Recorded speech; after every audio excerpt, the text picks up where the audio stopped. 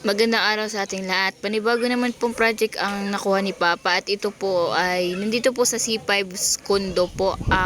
Gawa po nila ay cabinet lang po. Ito po yung view dito. Tamo naman po, napakaganda. 'Di ba? Di po talaga ano yung nakatira dito.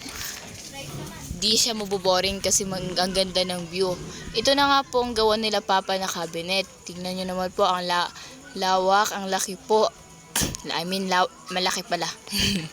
ito po, dyan po sa baba ay drawer po yan dyan, yung dalawang yan, drawer.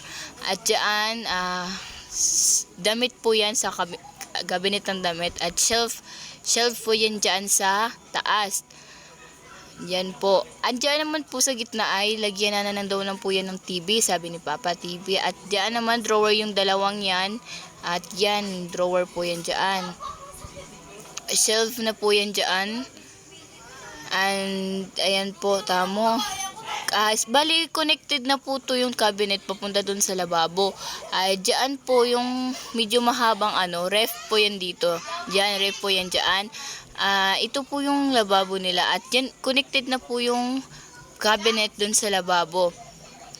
Yan po yung cabinet dito sa side ng lababo.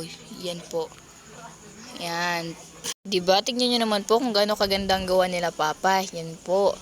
At dyan po, di ko po alam kung ano pong lagyanan na dyan. So, ang alam ko, dito po ay rep. Dyan po yung rep na lagyananan.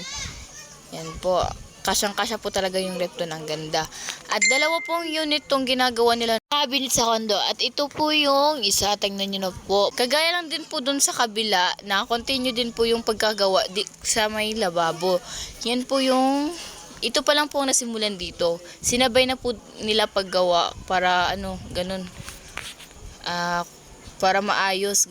Sinabay nila para madali daw patapos. Dalawang kondo lang ata yung ginawa nila dito sa Taguig. Yan po yung kabuuan niya. Ito naman po yung view dito sa labas. Yun naman po ang ganda. Tanggal talaga stress mo pag makita mo lang yung view dito. Diba? At hanggang dito lang po muna. Maraming salamat po ulit sa panunood ng video ni aking Papa. At sana po kayo magsawang suportahan po siya dito.